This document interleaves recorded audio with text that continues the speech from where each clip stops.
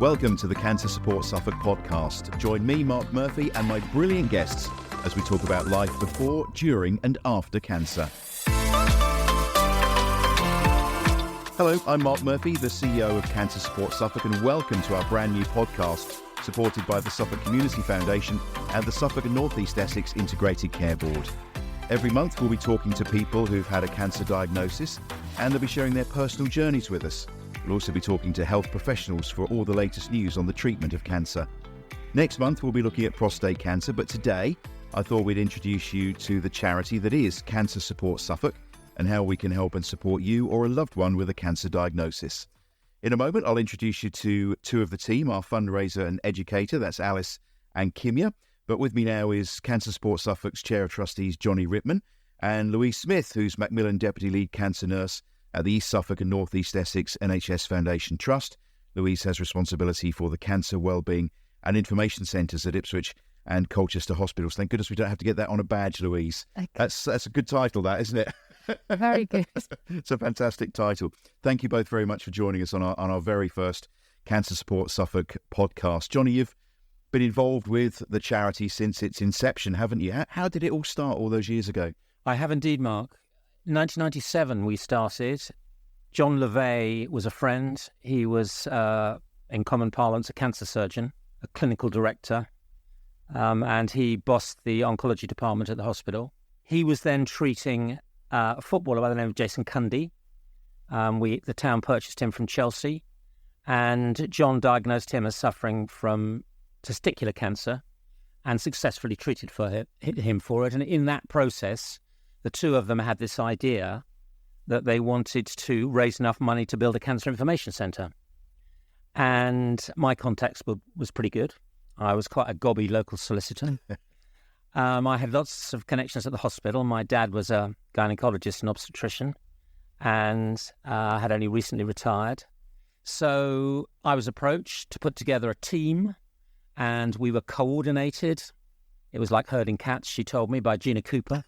Lovely Gina. Who was your predecessor's predecessor. Yep. An utterly brilliant woman. And she had us all hands to the pump, and the direction of travel was pretty straightforward. £600,000, please, so that we can build the Cancer Information Centre. And 5 years later, we cracked it. 6 years later, we'd built it. And that's the way it started. I mean, that's an amazing amount of money today. 25 years ago, that's a staggering amount of money. It was. Luckily, organisations like the BBC, your former employer, Mark, and Terry Hunt at the East Anglian, Nigel Pickover at the Evening Star, loads of Suffolk businesses. Suffolk went mental for us. We raised a lot very quickly, and then we staggered a bit, as often happens. And the last bit of the campaign we called Raising the Roof, because we got the rest of the building together. We just had to get the roof on it. And it was a fantastic, fantastic time. It was a really happy time in Suffolk because everybody was pulling together to get this information centre built. And we did it. It was joyous. It was a joyous time. And the reasons that John wanted it built, just remind us of why he wanted that information centre built, because he was giving people a cancer diagnosis and they were literally, at that point, just getting in the car, driving home or getting on the bus. He wanted something more, didn't he? He did. He wanted people to have access to information, because with the information, then the panic stops. And the news is not always very good, but at least you know what's going on. The certainty about your loved ones, they're not all going to die tomorrow. And the prognosis is often very good. And there's no need to go into panic and free fall if you've got the information. But for John, it wasn't just information. It was information support outside the clinical environment. That's what he wanted. And so, as successive chief executives at the Trust told me, this little oasis that we built is like the nicest place to be in the hospital. Because it's not very nice being in a hospital, but it is very nice being in the information centre. Yes, it's warm, friendly, and Louise, who looks after the centre and the one at Colchester, is nodding away. Oh, and it was quite a vision, wasn't it, 25 years ago? I mean, it's still very, very much used today, but a vision 25 years ago to create this. Yeah, it was a great vision, and John was ahead of his time, really, before many of the other hospitals in the UK had even thought about having a cancer information centre.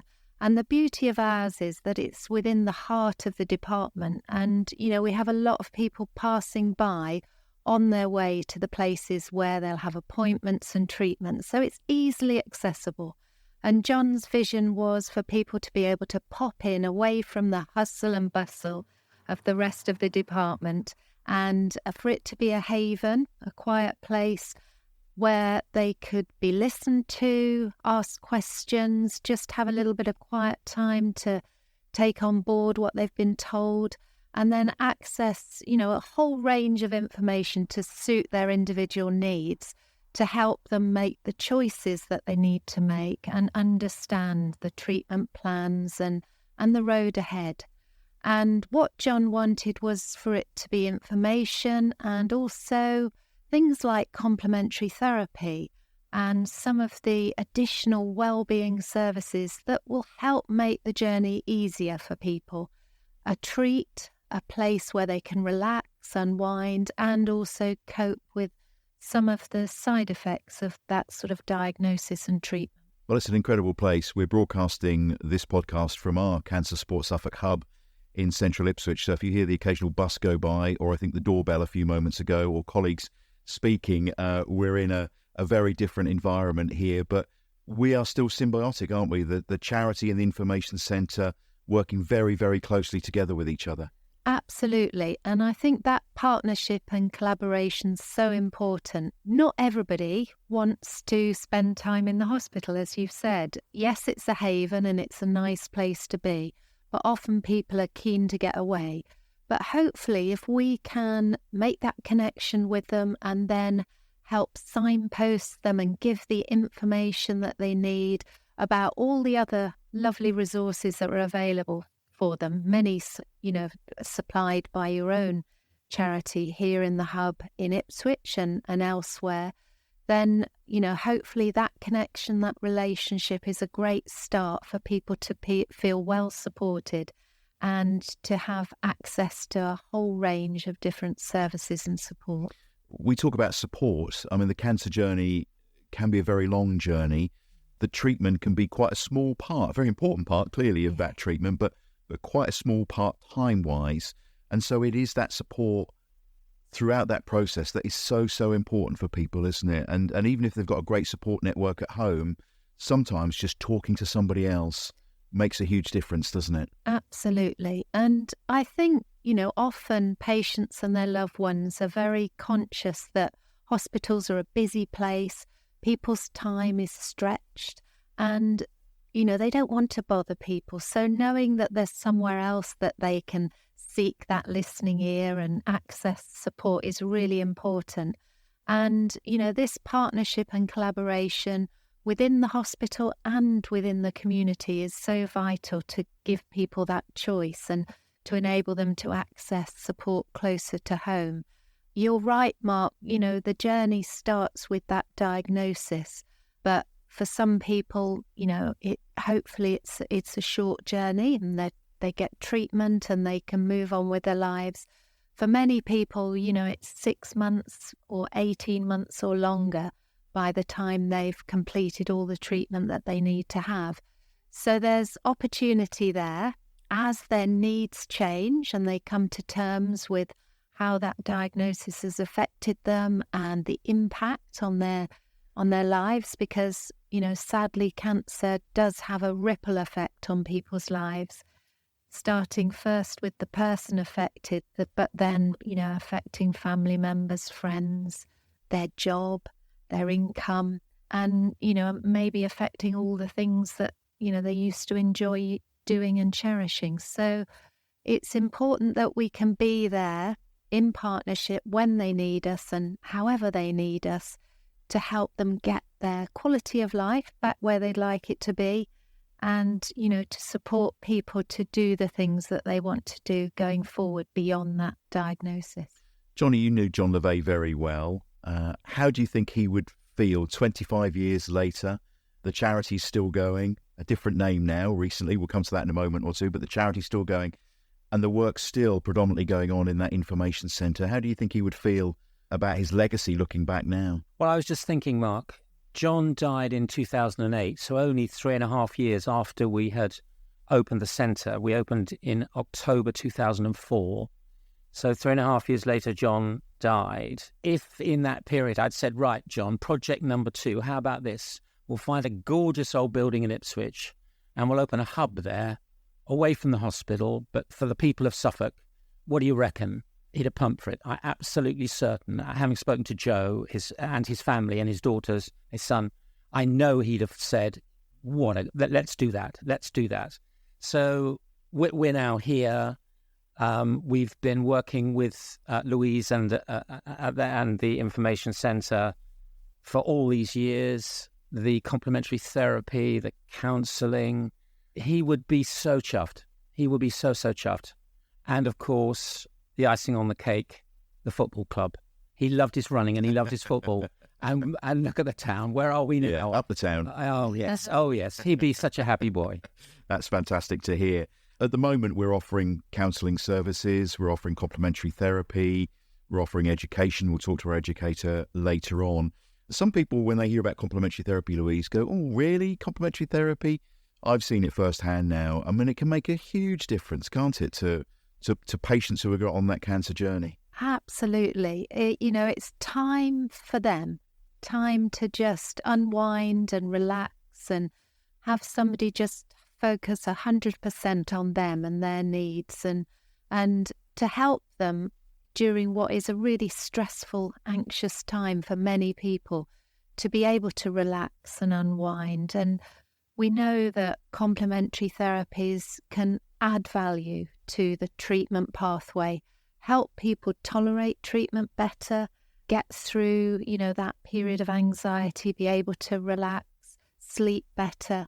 And people come out and you can see their shoulders have relaxed, smile on their face, and, they're in a much better place than when they went in. So it's wonderful to be able to offer that. And likewise, the counselling as well. Again, it's not for everybody, but for some people, and I've noticed when we've had clients coming in here for their counselling, the difference in the way they leave us after the 6 weeks, in many cases, is transformational. Yeah, absolutely. To be able to have somebody that's got insight and skills and knowledge around the particular needs of people affected by cancer and has the time to listen and help them to navigate treatment choices and decisions and to prioritise what's important in their life and come to terms with that diagnosis is so vital. And, people tell us that it's been a lifeline for them, and without all of these services and, the counselling included, they don't know how they would have got through the treatment and out the other side. Yeah, it is really, really beneficial. And sadly, John LeVay lost his life to cancer, didn't he? The irony of that. Yeah, it was a dreadful time. Poor John, he had a dreadful time, and it was very sad for all of us. But at that stage, the centre was still sort of growing in importance. We were trying to get the word out. I remember trying to market it around the hospital, the various departments, what a wonderful place it was. And we succeeded with that. Succeeded with that, which is why it's now, well, it's always been bursting with energy, but it's bursting with people now. All sorts of people find refuge in our little oasis, in our hub in the hospital. But having at our relaunch at the Cancer Support, when we renamed, because we were no longer really in campaign mode, it was appropriate that... Yeah, the original name was Cancer Campaign in Suffolk, and you were campaigning to build the information centre. And we cracked it. We nailed it. So probably a decade too late, we moved on. And so we're now Cancer Support Suffolk, which is exactly what we do. We are that supporting part of the Suffolk cancer community, your local cancer charity. And the feedback that I'm getting is that Cancer Support Suffolk nails it, whereas when we started, Cancer Campaign in Suffolk nailed it because of the campaign to build the centre, but that's long gone. Move on. And hence a podcast like this. What do you think John would have made of sitting in here talking like this? I don't think podcasts existed then, did they? No, they didn't. Not that I recall. I remember the opening of the centre and the way that we dealt with the media, and oh goodness me, it was all so different then. but he'd have loved every bit of it now. Our sort of reach is so much wider, broader across Suffolk than it was. So many more people have heard about what we do, and I suppose so many more people are getting the information and the support. And that's crucial, Louise, isn't it? Information, support, and there's a lot of information out there. Sometimes people have said to me it's overwhelming, really, but by coming into a place like the Information Centre, there's also a centre at the West Suffolk Hospital in Bury, isn't there, for instance, and obviously Colchester down the road. Coming in there helps you sort of, because otherwise you can just look at all these things and just go into panic mode. But you've got volunteers, you've got staff there, people can come into here, and we've got time to spend with them to guide them through the journey ahead. Absolutely. And that's so important because everybody's journey is different and we all have different needs at different times. So to be able to personalise the service we offer and really understand what's important to that person now, what's the most important thing we can help them with, and build that relationship and trust so that they'll come back. And as things change, we're always there walking alongside them, and supporting the rest of the clinical team and our community colleagues, but adding value to that patient's experience and their loved ones' support needs so that, wherever and when they need us, we can respond. I liken the service that you provide alongside us as being the citizens' advice service for someone on a cancer journey. That's probably about it, isn't it? There's all sorts of practical advice that you can offer about, how do I, what about all the times I'm paying for car parking, or can I get some benefits? And all of those kind of things are all part of this, aren't they? Absolutely. It can make it a really challenging experience when you're worrying about all the little things on top of having to deal with a cancer diagnosis. So if we can make some of those things, go away or a little bit easier, and somebody's supporting you with those things, then it's going to be a better experience all round. And Johnny, the change of name to Cancer Support Suffolk has given us a new lease of life, hasn't it, as you mentioned earlier on. And the charity reaching more people now, and somebody at the front door coming in now, I can hear, reaching more people now. It's live podcasting. And that's a good thing, isn't it? Because I think, Louise, it's 1 in 2 of us get a cancer diagnosis now.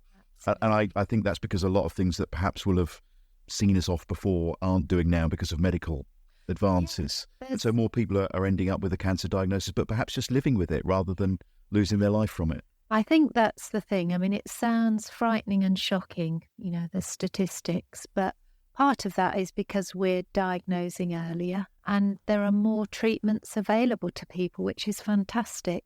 And that means that people can live for longer with a cancer diagnosis. When I trained 35 years ago, we would be surprised if people lived beyond a year. Now the average life expectancy for over half of people diagnosed is 10 years or more. And that living with cancer or living beyond cancer hopefully is with a good quality of life.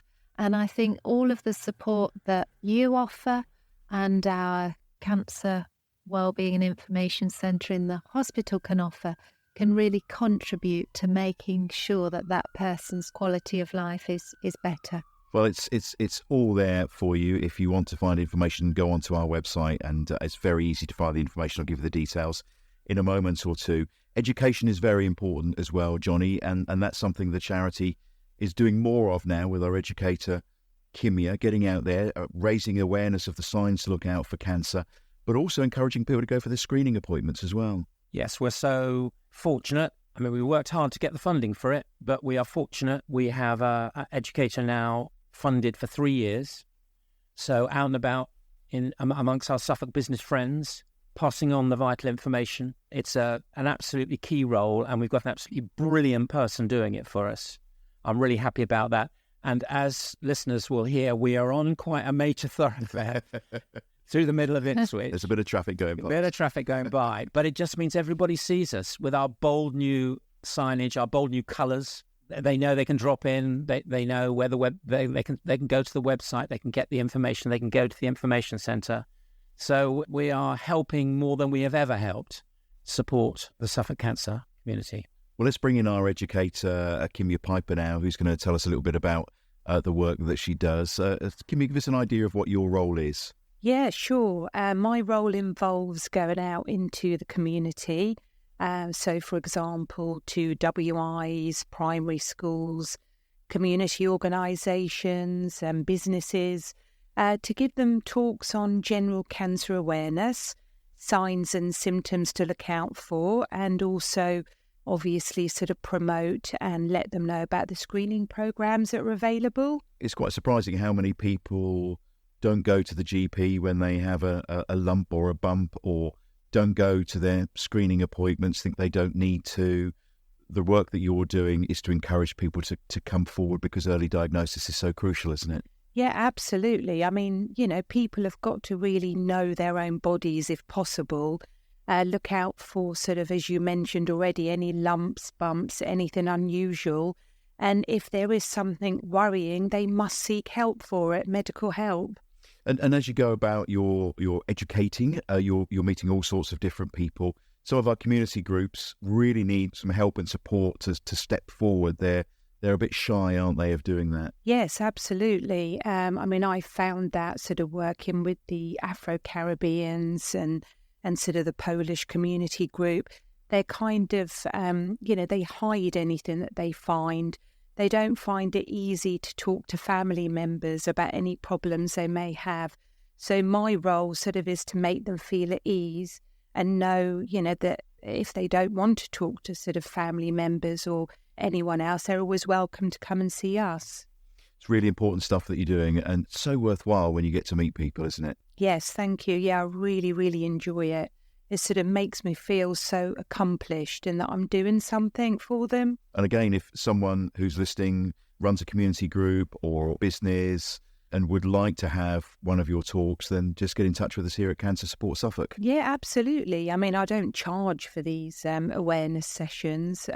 Donations are always gratefully received, though, aren't they? Of course, yeah, absolutely. I mean, we are a charity, and all the money that comes in goes back out to our cancer patients. So every little helps. But yes, I'm happy to tailor-make any sort of awareness talk or be at anyone's event, no problem. Well, every good charity needs a good fundraiser, and Alice is our fundraiser at Cancer Support Suffolk. And I'd like to introduce her to you today, because we couldn't do the amazing work and support so many people that we do without funds. Let's be honest about it. We are a charity. And Alice, you've been involved in the charity for quite some time now, haven't you? I have, yes. I've been here for just over 6 years. I started when we were a very small team upstairs in Ipswich, working away on our computers. And now it's developed into do lots of events, which is great and very exciting. And the fundraising is so important. I mean, you're there generating revenue for us, but you see the clients, the patients coming in for their counselling, the complementary therapies, the other services that we have here. I mean, it does make a huge difference to people, doesn't it? It does, yeah. Yeah, we can see kind of where the money is going, which is really nice. Yeah, and you can too, because we're very small and we're in the centre of Ipswich, and you can always pop in and hand in a cheque if you wish. That would be great. Alice, thanks for all of the fantastic work that you do. It's really amazing. We couldn't do what we do, Johnny, without a great fundraiser, could we? We certainly couldn't. It's the grunt work. It's the really hard work. I always say trustees are the show ponies. Alice is at the coalface doing the grunt work with you, Mr. Murphy, and we love her for it. We certainly do. Well, look, it's been great to reminisce, Johnny, about the charity and to hear how it all began all those years ago, and to hear about John. And I know, Louise, when we talked about him, you were smiling and nodding away. We had one of our complementary therapists pop in to see us yesterday. You used to work with him, Amy, and she was, talking about him in such fond terms. And his name does live on, doesn't it? He will never be forgotten. And he was a great colleague. He had a real human touch and, really cared about the patients and families that he looked after. And, it's a great legacy that he's given us. The vision and all of the support he gave and the drive and ambition to build and develop this wonderful information centre, but also the charity that you are now, Cancer Support Suffolk. And yeah, it's so much more positive now, isn't it?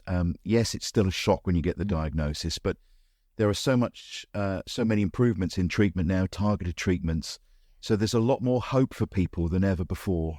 Absolutely. And hopefully we're we're getting rid of some of the myths and misconceptions around a cancer diagnosis and are able to instill that hope in people and that positivity for the future, which is so important. And we heard from Kimia earlier on about her education work and the fact that 25% and more of people don't get their screening done when they get the appointment here is quite staggering. And, you know, it's all about education. If you have a lump or a bump or something you're not sure about, just don't wait. Just go and get it looked at. It probably is nothing, but it might just be something. The majority of cancers could be cured if they were diagnosed earlier. And that's a really important message. It's understood that it's frightening and daunting sometimes to think about going for an investigation.